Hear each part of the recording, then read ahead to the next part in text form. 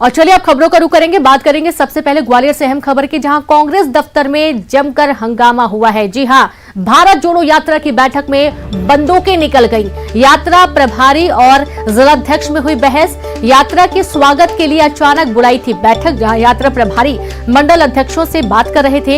यात्रा प्रभारी के बात करने के तरीके पर विवाद हुआ। यात्रा प्रभारी जिलाध्यक्ष देवेंद्र शर्मा से भिड़ गए।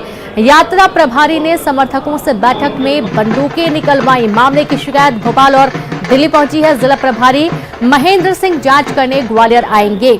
आप ये देखिए कि भारत जोड़ो यात्रा निकाली जा रही है और इस यात्रा के तहत देखा यह गया कि जमकर विवाद हुआ। विवाद इतना हुआ कि बंदूकें निकल आई। कांग्रेस दफ्तर में जमकर हंगामा हुआ है। ग्वालियर से बड़ी खबर आपको दे रहे हैं। भारत जोड़ो यात्रा की बैठक में बंदूकें निकली। यात्रा प्रभारी और जिलाध्यक्ष में बहस हुई।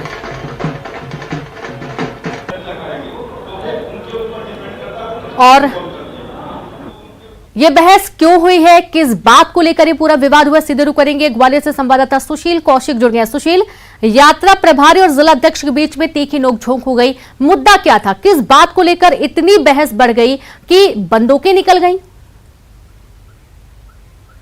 बिल्कुल, देखिए कांग्रेस के जो राहुल गांधी है, उनकी भारत जोड़ो यात्रा जब मध्य प्रदेश में प्रवेश करेगी तो उस यात्रा के स्वागत को लेकर और जिला स्तर के जो कार्यक्रम है भारत जोड़ो यात्रा से संबंधित, उन कार्यक्रमों को लेकर अचानक जो जिला प्रभारी है भारत जोड़ो यात्रा के योगेंद्र तोमर, उन्होंने एक बैठक बुलाई कल देर शाम कांग्रेस दफ्तर में। और इसी बैठक के दौरान कांग्रेस जिला अध्यक्ष देवेंद्र शर्मा भी मौजूद थे। इसके अलावा जो वहाँ मंडलम के पदाधिकारी थे वो भी यहाँ शामिल हुए थे। जब बैठक के दौरान जो भारत जोड़ो यात्रा प्रभारी योगेंद्र तोमर ने जो पदाधिकारी थे उनको खड़ा कर करके उनसे भारत जोड़ो यात्रा के सिलसिले में प्लान पूछा, तो इसी बात को लेकर उनकी जो तीखी शैली थी उसी को लेकर जिलाध्यक्ष देवेंद्र शर्मा ने उनको टोका और कहा कि आप इस तरह से पदाधिकारियों को खड़ा ना करके उनको वैसे ही बात कीजिए, साथ ही अपना प्लान बताइए। इन लोगों से बातचीत करने का थोड़ा रवैया ठीक होना चाहिए। इस तरह की समझाई जब देवेंद्र शर्मा ने भारत जोड़ो यात्रा प्रभारी तोमर को दी तो वो इस बात पर बिदक गए और उसके बाद दोनों में तीखी बहस हुई। और बहस इतनी बड़ी कि योगेंद्र तोमर ने अपने समर्थकों से बंदूक निकाल लाने को कहा और उनके समर्थक भी नीचे गए और वहां से 2 बंदूकें भी लेकर जो है कांग्रेस दफ्तर में ऊपर पहुंच गए। और पूरा जो हंगामा था, उस हंगामे को देखते हुए जो बीच बचाव करने वाले दूसरे स्थानीय नेता थे उन्होंने इस मामले में बीच बचाव किया, अन्यथा एक बड़ा घटनाक्रम भी हो सकता था। लेकिन कांग्रेस वाकई में एक बहुत बड़ा घटनाक्रम भी हो सकता था, विवाद बहुत बढ़ सकता था। हालांकि इसकी शिकायत की गई है, लेकिन सवाल वही बार बार उठता है कि आखिरकार इस तरीके के हालात क्यों बनते हैं कांग्रेस पार्टी में। हमारे साथ ज्यादा बातचीत करने के लिए बीजेपी नेता रजनीश अग्रवाल जी जुड़ गए हैं। रजनीश जी, किस तरीके से इस पूरे विवाद को आप देखते हैं? एक तरफ भारत जोड़ो यात्रा निकाली जा रही, कांग्रेस की बड़े लेवल पर यात्रा है, पूरे देश में भारत को जोड़ने की बात की जा रही है। ग्वालियर में यात्रा प्रभारी से ही बहस हो जाती है जिलाध्यक्ष की। देखिए, कांग्रेस का ये चरित्र, ये व्यवहार पहली बार उजागर नहीं हुआ है और इसी भारत जोड़ो यात्रा के दौरान भी पहली बार उजागर नहीं हुआ है। इसमें अलग अलग किस्से हम आपने खूब देखे हैं और आजकल तो वीडियो के माध्यम से आसानी से हर एक ने मोबाइल पर देखे हैं। तो कांग्रेस के टूटने के हों, आपस में झगड़ने के हों, एक दूसरे पर आरोप लगाने के हो, जूता पैजारा और गाली गलौज करने के हों, ये किस्से आम हो चुके हैं। और ये जो बार बार कही जाती है बात, कांग्रेस के नेताओं के द्वारा भी कही गई कि पहले भैया कांग्रेस को तो जोड़ लो, तब बाद में भारत जोड़ने का नारा देना, क्योंकि ये तो केवल नारा है, बाकी तो सबके हाल पता है कांग्रेस में किस प्रकार से है। इसलिए ये कांग्रेस का असली चरित्र और व्यवहार है जो एक बार नहीं बार बार उजागर होता है। इनको जोड़ने से, इनको एक रखने से कतई कहीं कोई संबंध नहीं है। जो इनकी प्रवृत्ति दूसरों के बारे में है, जो प्रवृत्ति समाज के बारे में है, फूट डालो राज करो, जो प्रवृत्ति इनकी देश के बारे में है, टुकड़े टुकड़े गैंग को संरक्षण दो, जिनकी सोच ऐसी होती है वो अपनी पार्टी में कैसे जोड़ के रह सकते हैं? वो पार्टी में भी, क्योंकि आदत वही है, सोच वही है, व्यवहार वही है। जब आपका दिन भर वही सोच व्यवहार रहेगा तो आप घर में भी लड़ोगे, पार्टी में भी लड़ोगे और इसी प्रकार से गोली चलाने तक की नौबत आ जाएगी। ये सबने देखा है और मुझे लगता है अब किसी को कोई संदेह तो भारत में नहीं बचा। जी, भारत जोड़ो यात्रा के दौरान रजनीश जी कई बार ऐसे मुद्दे सामने आए हैं। ऐसा लग रहा है मानिए कि कई लोगों ने एक जिम्मेदारी उठा ली, प्रभार ले लिया है, किसको पलीता लगाना है। नहीं, ये व्यवहार है, ये केवल बार बार एक्सपोज हो रहे हैं, लेकिन ये सामान्य तौर पर व्यवहार है। आपने देखा होगा कि इनकी रेला रैली जिस प्रकार छोटी मोटी होती है, उसमें भी किस प्रकार से आपस में कार्यकर्ता लड़ना शुरू कर देते हैं, गाली गलौज देना शुरू कर देते हैं। अभी अभी हमने 2 विधायकों का व्यवहार भी देखा है जिस प्रकार से हुआ है, वो भी किसी से छिपा हुआ नहीं है।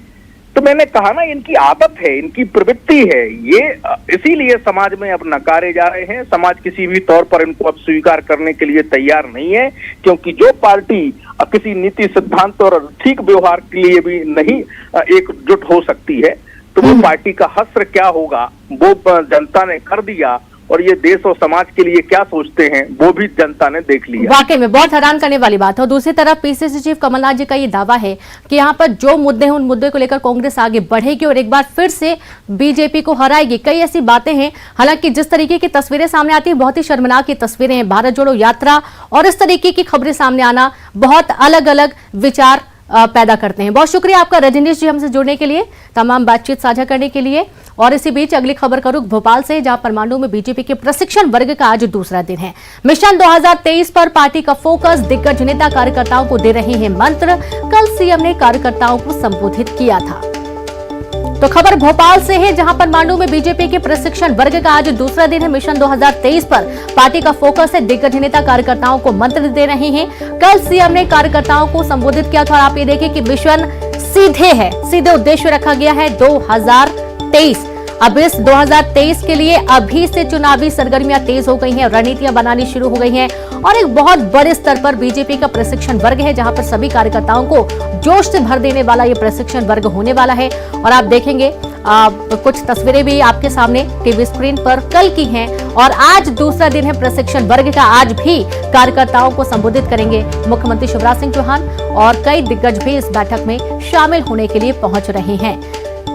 तो खबर भोपाल से, मांडू में बीजेपी के प्रशिक्षण वर्ग का आज दूसरा दिन। मिशन 2023 पर पार्टी का फोकस है, दिग्गज नेता कार्यकर्ताओं को जीत का मंत्र दे रहे हैं। किस तरीके से जमीन पर काम करना है, जो सरकारी योजनाएं हैं, जो हितग्राहियों को लाभ पहुंचाने वाले कामकाज हैं वो हो रहे हैं कि नहीं, विकास के कितने काम हुए हैं। और साथ ही सबसे बड़ी बात यह है कि बीजेपी पार्टी ने जो हितकारी कार्य किए हैं आम जनता के लिए, आम जन के लिए, वो उन तक पहुंच पाए हैं कि नहीं पहुंच पाए, ये एक प्रत्येक कार्यकर्ता की जिम्मेदारी सुनिश्चित की जाने की बात कही जा रही है, ताकि कोई भी व्यक्ति योजनाओं से, अपने लाभ से पीछे ना रह जाए। तो मांडू में बीजेपी का प्रशिक्षण वर्ग का आज दूसरा दिन है और आज भी रिचार्ज करने का काम किया जाएगा, प्रशिक्षित किया जाएगा। अभी से ही कैसे जमीन मजबूत करनी है, कार्यकर्ताओं को कैसे लोगों के बीच में जाना है, पार्टी की एक बेहतर छवि के साथ साथ बेहतर काम की भी तारीफ करते हुए उनको किस तरीके से बताना है कि बीजेपी ने जो कामकाज किए हैं वो सीधे तौर पर जनता को लाभ पहुंचाने वाले कामकाज हैं। मांडू में बीजेपी का प्रशिक्षण वर्ग का आज दूसरा दिन और इस दूसरे दिन भी कार्यकर्ताओं को रिचार्ज करने का काम किया जाएगा। मुख्यमंत्री शिवराज सिंह चौहान भी इस प्रशिक्षण वर्ग में शामिल होंगे। तो आप देखेंगे कि एक से बढ़कर एक सामाजिक जो पोस्टर हैं वो भी लगाए गए हैं। ज्योतिरादित्य सिंधिया देखते हुए नजर आए। कल की ये तस्वीरें आपको दिखाई जा रही हैं। और चलिए सीधे रुक करेंगे, संवाददाता शरद जुड़ गए हैं लाइव। आप शरद, देखा जा रहा है कि मांडू में प्रशिक्षण वर्ग का आज दूसरा दिन है। आज जो प्रशिक्षण वर्ग होने जा रहा है, संभावित कौन कौन से बड़े चेहरे एक बार फिर से नजर आएंगे, क्योंकि देखा यह जा रहा है कि बड़ी संख्या में कार्यकर्ताओं को रिचार्ज किया जा रहा है। सीधे मिशन है 2023। बिल्कुल रेनू, ठीक कहा है आपने। बीजेपी का ये मिशन है 2023 और उसी के लिए ये जो पूरी कवायद है वो की जा रही है। बात चाहे रातापानी में हुई महत्वपूर्ण बैठक की हो या फिर मांडू में ये जो 3 दिन का प्रशिक्षण वर्ग शुरू हुआ है उसकी हम बात करें। कल से ये इस प्रशिक्षण वर्ग की शुरुआत हुई। पहले दिन भी तमाम जो बड़े नेता हैं, मुख्यमंत्री शिवराज सिंह चौहान, बीजेपी के प्रदेश अध्यक्ष वी.डी. शर्मा से लेकर और भी जो बड़े नेता हैं वो सब मौजूद रहे। जहां तक बात आज दूसरे दिन की है, तो दूसरे दिन भी जो बड़े नेता हैं वो यहाँ पर आएंगे और जो कार्यकर्ता हैं, जिलों के अध्यक्ष हैं, मोर्चों के अध्यक्ष हैं, प्रकोष्ठों के संयोजक हैं, वो सभी इस बैठक में, इस प्रशिक्षण वर्ग में शामिल हो रहे हैं। आज शामिल होने वाले नेताओं की अगर हम बात करें तो जो राष्ट्रीय सह संगठन महामंत्री हैं शिव प्रकाश, उनका एक संबोधन आज यहाँ पर होगा प्रशिक्षण वर्ग में। उसके बाद केंद्रीय मंत्री नरेंद्र सिंह तोमर का होगा। नरेंद्र सिंह तोमर जो केंद्र सरकार है उसकी जो कृषि को लेकर योजनाएं हैं या किसानों के लिए सरकार जो कुछ कर रही है उस पर वो एक संबोधन करेंगे और बताएंगे कि आखिरकार सरकार क्या क्या किसानों के लिए कर रही है। इसके बाद कैलाश विजयवर्गीय का एक यहाँ पर सत्र रहेगा। कैलाश विजयवर्गीय के बाद लाल सिंह आर, जो राष्ट्रीय अनुसूचित जाति मोर्चा के अध्यक्ष भी हैं बीजेपी के, वो अपना एक प्रबोधन करेंगे। उसके बाद में जो बीजेपी के प्रदेश प्रभारी हैं मुरलीधर राव, उनका भी, और बीजेपी की जो सह प्रभारी हैं पंकजा मुंडे, उनका भी एक सत्र आज दूसरे दिन यहाँ पर जो प्रशिक्षण वर्ग चल रहा है उसमें किया जाएगा। जी बिल्कुल, बहुत शुक्रिया आपका शरद तमाम जानकारी साझा करने के लिए। तो इस तरीके से आज कई बड़े चेहरे आपको नजर आएंगे। दूसरा दिन है प्रशिक्षण वर्ग का। रायपुर का रुख करेंगे। रायपुर से बड़ी खबर है, जहां पर आज से 2 दिवसीय कलेक्टर एसपी कॉन्फ्रेंस का आयोजन हो रहा है। सीएम भूपेश बघेल की अध्यक्षता में बैठक होगी। राजधानी के न्यू सर्किट हाउस में बैठक का आयोजन। सरकार की जन कल्याणकारी योजनाओं की करेंगे समीक्षा। योजनाओं और कार्यक्रमों की प्रगति पर जिलेवार समीक्षा मुख्यमंत्री करेंगे। 2 पालियों में अधिकारियों के साथ बैठक करेंगे मुख्यमंत्री। पहली पारी की जो बैठक होगी 9:30 बजे से शुरू होगी। प्रदेश के सभी कमिश्नर, आईजी, कलेक्टर, एसपी से चर्चा करेंगे मुख्यमंत्री भूपेश बघेल। 2:30 बजे दूसरी पाली की बैठक होगी और इस बैठक में भी कलेक्टर, कमिश्नर, सीईओ, जिला पंचायत आयुक्त, नगर निगम शामिल होंगे। कल 9 अक्टूबर को फिर 9:30 बजे से समीक्षा बैठक जारी रहेगी। तो बड़ी खबर है रायपुर से, जहां पर प्रदेश के सभी कमिश्नर, आईजी, कलेक्टर, एसपी से चर्चा करेंगे सीएम भूपेश बघेल। बता दें कि राजधानी के न्यू सर्किट हाउस में बैठक का आयोजन किया गया है। सरकार की जन कल्याणकारी योजनाओं की समीक्षा की जाएगी। योजनाओं और कार्यक्रमों की प्रगति पर जिलेवार समीक्षा की जाएगी। 2 पालियों में अधिकारियों के साथ बैठक करेंगे सीएम। पहली पाली की जो बैठक होगी 9:30 बजे होगी। दूसरी पाली की बैठक 2:30 बजे होगी और नगर निगम आयुक्त, नगर निगम, जिला पंचायत, सीईओ, जिला पंचायत, साथ ही कमिश्नर, कलेक्टर तमाम इस बैठक में शामिल होने वाले हैं।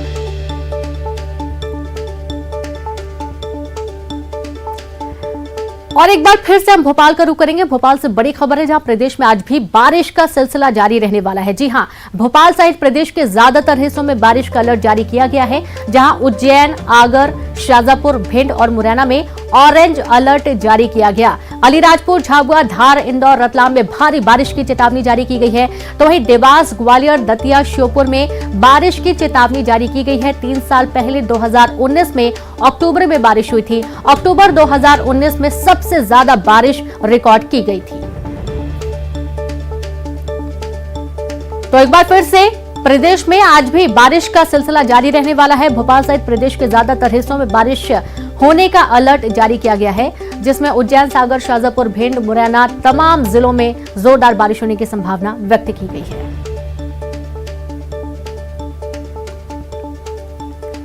तो वहीं प्रदेश में भी 2 से 3 दिन तक नहीं थमेगी बारिश। अब तक 77.24 इंच बारिश दर्ज की जा चुकी है। 80 इंच बारिश का बन सकता है नया रिकॉर्ड। जी हां, कोलार डैम 35 साल में 5वीं बार लबालब हुआ है। और आपको जैसा मालूम है कि भदभदा डैम के गेट भी खोले गए थे, तो वहीं जलस्तर बढ़ने की वजह से जो डैम है वो भी लबालब भर रहे हैं। नदी नाले उफान पर हैं, कई छोटी नदियां भी भर जाती हैं, निचले इलाकों में पानी भर जाता है। अभी 2 से 3 दिन तक और बारिश होती रहेगी, यानी कि बारिश से अभी आपको राहत नहीं मिलने वाली है। तो अब तक 77.24 इंच बारिश दर्ज की जा चुकी है। 80 इंच बारिश होने का जो रिकॉर्ड है वो बन सकता है। अभी 2 से 3 दिन और बारिश होने का अनुमान मौसम विभाग ने लगाया है। तो कुछ इलाकों में अभी भी बारिश हो रही है। कई जो प्रदेश के जिले हैं वहां पर बारिश हो रही है। अभी और बारिश होने का अनुमान है। कई जगह पर ऑरेंज अलर्ट भी जारी किया गया है। बड़ी खबर है भोपाल से, कोलार डैम 35 साल बाद 5वीं बार लबालब हुआ है। तो वहीं आपको याद होगा भदभदा डैम के गेट भी खोल दिए गए थे। 3 गेट खोले गए हैं क्योंकि जलस्तर काफी बढ़ गया था। और 77.24 इंच बारिश अभी तक दर्ज की जा चुकी है। यदि और बारिश होती है तो 80 इंच बारिश का रिकॉर्ड बन सकता है।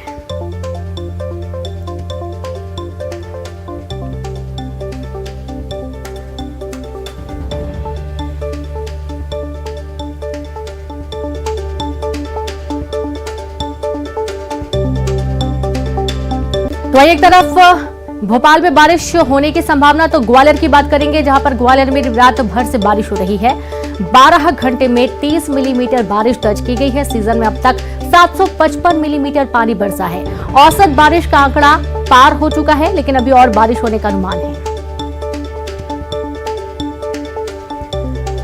और चलिए सीधे रुख करेंगे श्योपुर से संवाददाता दीपक दंडोतिया जुड़ गए हैं। दीपक, देखा जा रहा है कि लगातार बारिश हो रही है प्रदेश में, कई हिस्सों में बारिश के साथ साथ श्योपुर में भी किस तरीके के हालात हैं?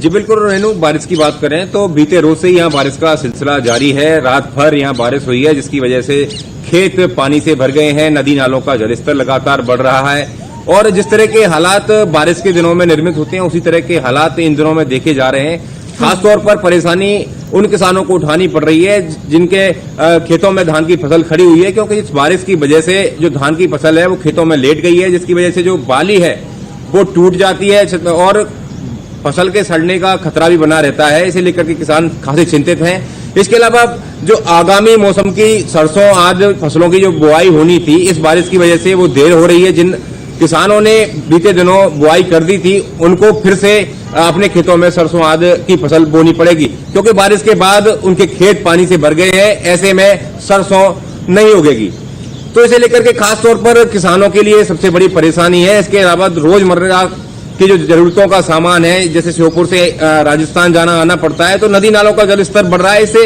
यह भी डर लगा रहता है कि कहीं फिर से रास्ता नहीं रोक लें नदियां, तो इसे लेकर के भी लोग खासे चिंतित हैं और कच्चे रास्तों पर कीचड़ की किचकिच मचना शुरू हो गई है और निचले बस्तियों में पानी का भराव भी हो रहा है। रेणु जी बिल्कुल दीपक, और साथ ही भोपाल से संवाददाता शैलेंद्र भदौरिया भी जुड़ गए। शैलेंद्र, कैसे हालात है? मौसम विभाग ने कहा है कि कई हिस्सों में अभी और बारिश होगी, ऑरेंज अलर्ट भी जारी किया गया है कई जिलों के लिए।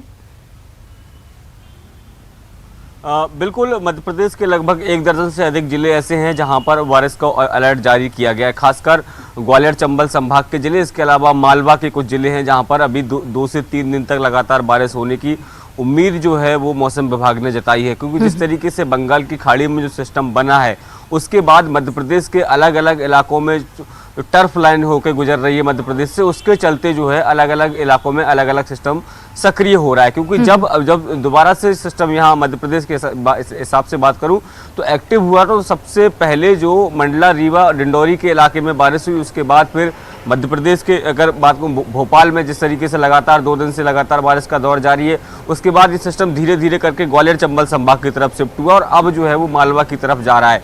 यानी लगातार अगर देखें तो पिछले 3-4 दिन से मध्य प्रदेश के अलग अलग हिस्सों में अलग अलग सिस्टम बनने से बारिश का जो दौर जारी है, और इसी बारिश के चलते जो मध्य प्रदेश के तमाम जो नदियां हैं या जो बड़े तालाब हैं वो उफान पर आ रहे हैं। जिस तरीके से ग्वालियर चंबल संभाग से कई तरह की खबरें आ रही हैं कि कई बड़ी नदियां उफान पर, और वो भोपाल की भी कुछ स्थिति यही है कि भदभदा हो या कोलार डैम हो, उनके जो है एक बार फिर से गेट खोलने पड़े हैं, क्योंकि इस सीजन में भले ही ये माना जाता है कि 30 सितंबर तक मध्य प्रदेश से मानसून विदाई ले लेता है, लेकिन अभी तक मानसून ने विदाई नहीं ली और जो औसत बारिश है वो भी ज्यादा दर्ज हो चुकी है। जी बिल्कुल, बहुत शुक्रिया आपका शैलेंद्र, और साथ ही दीपक आपका भी बहुत शुक्रिया तमाम जानकारी के लिए। और इसी के साथ इस बुलेटिन में इतना ही। नमस्कार।